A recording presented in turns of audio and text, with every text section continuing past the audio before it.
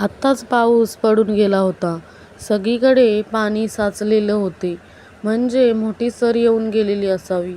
रेल्वेतून प्रवास करताना काही जाणवले नाही. पण स्टेशनवर उतरल्यावर समजले.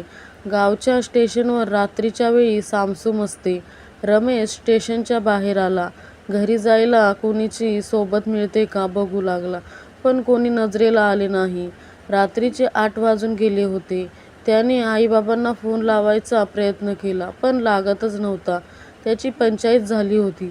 तेवढ्यात साहेब कुठे जायचे आहे, असे म्हणून कंदील घेतलेला एक इसम त्याच्या समोर आला.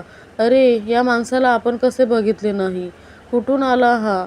असा विचार त्याच्या मनात आला. त्या माणसाने कंदीलचा वात मोठी करून तो वरती धरला. त्याबरोबर दोघांना एकमेकांचे चेहरे दिसले. कोण रे? दादासाहेबांचा रमेश ना तू? हो हो, पण आपण कसं ओळखलं? रमेशने विचारले. अरे, मी परसू, रंजूचा बाप. आत्ता आलं लक्षात. बऱ्याच वर्षांनी आलो गावी. पण काका, तुम्ही मला बरोबर ओळखले कसे काय? आज रंजू गेली होती तुमच्याकडे, तेव्हा आईसाहेबांनी सांगितले तुला घेऊन यायला. पाऊस आल्याने मला यायला उशीर झाला. चल, मी बैलगाडी आणलीये, ये, असे म्हणून परसूने त्याची बॅग आपल्या हातात घेतली व रस्त्यावर असलेल्या बैलगाडीत ठेवली. बैलाच्या गळ्यातल्या घंटेचा किणकिण आवाज आणि चाकांच्या गडगड आवाजाने गाडी रस्ता कापू लागली. परत पाऊस पडू लागला. परसू बैलांना पळवू लागला. नाही म्हटले तरी परसूचे घरी येईपर्यंत पावसाचा जोर वाढला. आपण माझ्या घरी जाऊ, मग पाऊस थांबल्यावर घरी सोडतो तुला, परसू रमेशला म्हणाला आणि दोघेही चिंब भिजून परसूच्या घरात शिरले. दार ठोठावताच परसूच्या बायकोने दार उघडले. साहेबांच्या मुलालाही घरी घेऊन आल्यामुळे तिची खूप धांदल उडाली.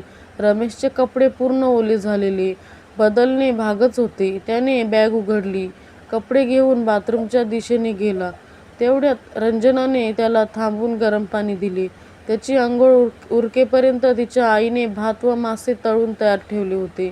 परसूनेही कपडे बदलले आणि त्याला सांगितले, मी आईसाहेबांना तू इथं असल्याचा निरोप पाठवलाय.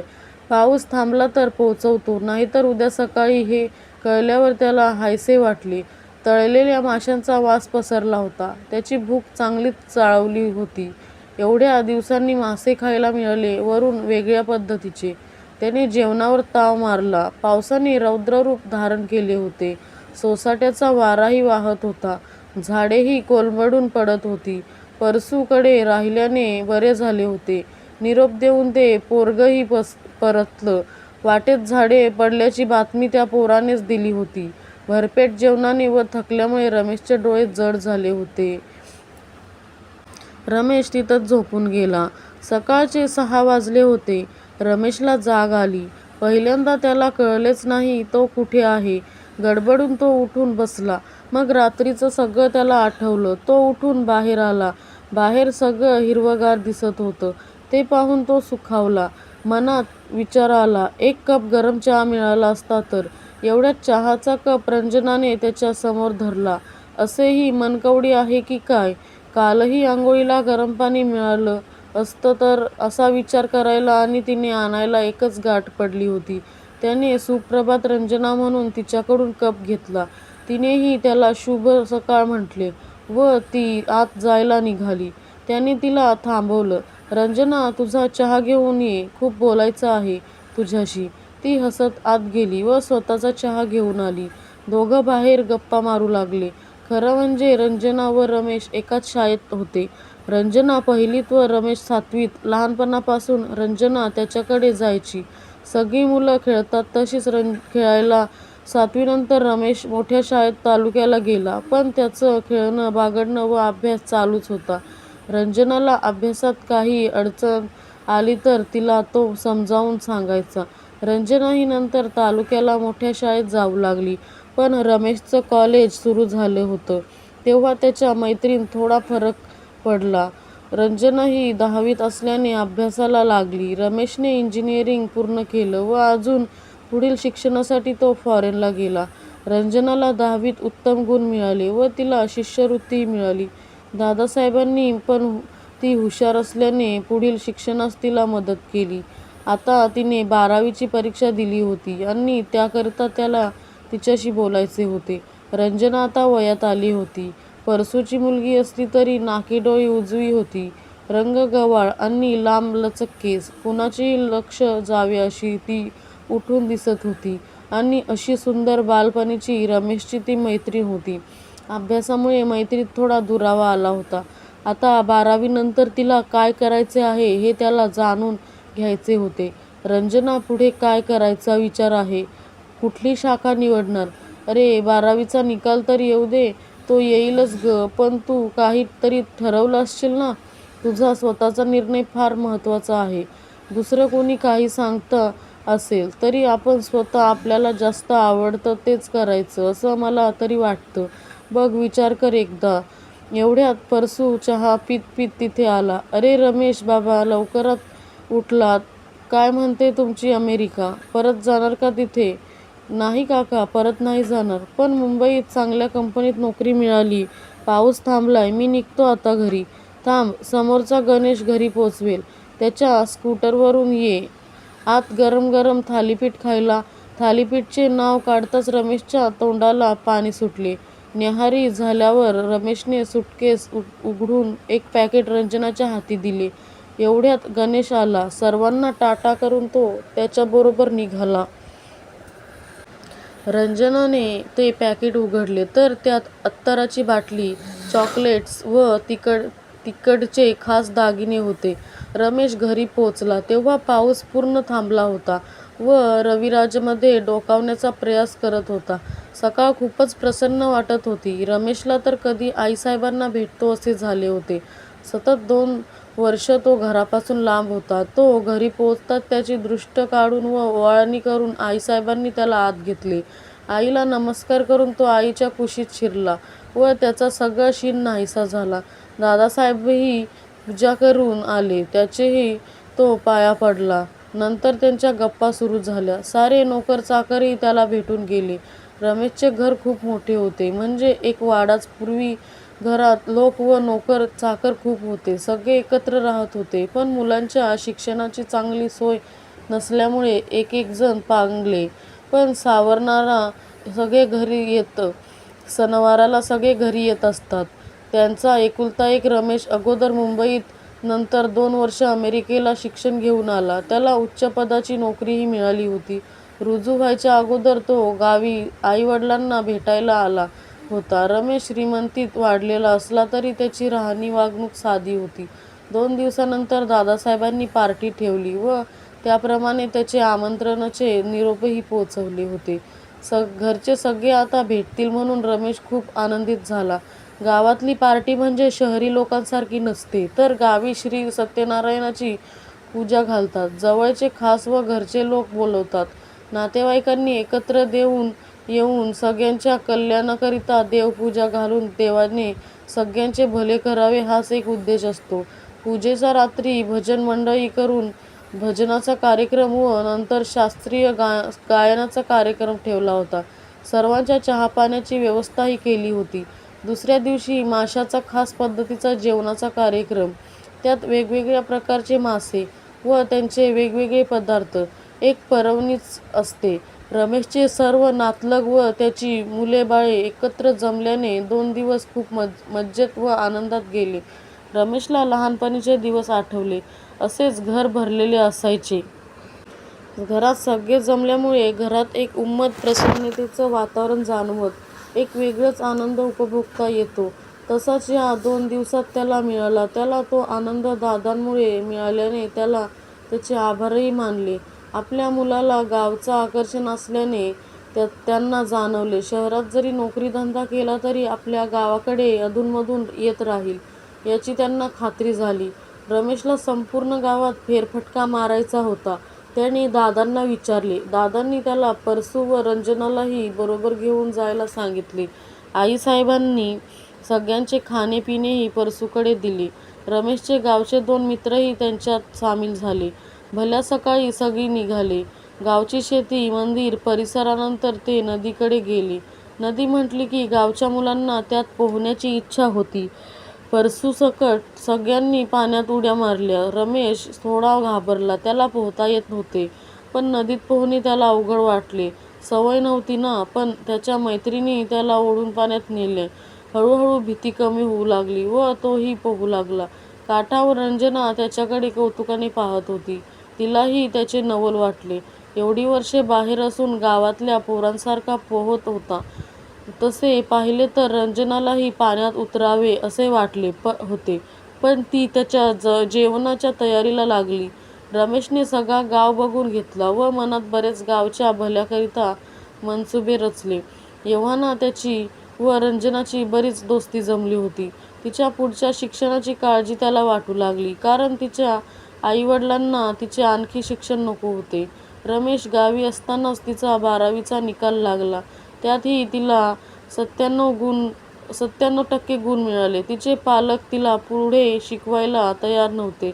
पण रमेशने त्यांना समजावले व पुढच्या शिक्षणाकरिता तिला पुण्याला कर्वे संस्थानच्या वसतिगृहात प्रवेश मिळवून दिला आणि तो स्वतः मुंबईत आपल्या कंपनीत रुजू झाला. 1-2 महिने होतच असतात तेवढ्यात त्याला वरिष्ठ अधिकाऱ्याची जागा मिळाली. राहायलाही कंपनीचे घर मिळाले. आईसाहेबांना राहावलं नाही. एका नोकराला घेऊन त्या मुंबईला आल्या. सगळा संसार मांडून गणू नोकराला रमेशच्या दिमतीला ठेवून त्या परतल्या. परसू व बाकीच्या 4 लोकांना हाताशी धरून रमेशने गावात नारळ व नारळाच्या झाडापासून तयार होणाऱ्या उत्पादनाचा कुटीर उद्योग सुरू केला. तिथल्या काही लोकांनाही कामे मिळाली. तो मध्ये जाऊन देखरेख करत होता. 2-4 वर्ष झाली. रंजनाने पदवी घेतली व त्याचबरोबर तिने IASC च्या सगळ्या परीक्षा दिल्या आणि ती ऑफिसर होऊन कोकणात गेली. जी रमेश व रंजनाने गावाकरता स्वप्न पाहिली होती ती सफल व्हायची लक्षणे दिसू लागली. आता रंजना कलेक्टर झाल्याने आपल्या गावाकडे जातीने लक्ष देत होती व त्यामुळे गावाचीही खूप प्रगती झाली. नदीचे पाणी नळाद्वारे प्रत्येक घरात पोहोचवले. रस्ते, वीज, गॅस, शाळा, कॉलेज हे सर्वांसाठी उपलब्ध धरून दिले. तर शेतकरी लोकांना बी-बियाणे, शेतीची अवजारे, खत-पाणी या सगळ्या सुखसोयी झाल्यावर लहान मोठे कारखानेही उभारले गेले. रमेश व रंजनाने संपूर्ण गावाचे रूपच पलटले. जे लोक गाव सोडून गेले होते ते परत गावी येऊ लागले. थोड्याशा कालावधीत रमेश व रंजनाच्या कर्तबगारीने त्यांचा गाव नंबर 1चा झाला. सरकारने डिस्ट्रिक्ट लेव्हलवर गावाला पुरस्कार प्रदान केला व रमेश व रंजनाचाही सत्कार केला. आईसाहेब लग्नाकरिता रमेशच्या कधीपासून मागे लागल्या होत्या. मोठमोठ्या श्रीमंताच्या मुली त्याला सांगून येत होत्या. पण तो आईला काहीच उत्तर देत नव्हता. मग वडिलांनी त्याला विचारले, तुझी कोणी आहे तर तसं सांग. तरी तो काही बोलला नाही. खरं पाहिलं तर लहानपणापासून त्याला रंजना खूप आवडत होती. सर्व मुलीत तिचं वागणं वेगळं होतं. ती अभ्यासातही हुशार होती. आपल्यासारखे तिलाही खूप चांगले गुण मिळावे म्हणून तो तिला अभ्यासात मदतही करत होता. तिचं जवळ असणं त्याला बरं वाटत होतं. नंतर कॉलेजकरता तो तालुक्याला गेला.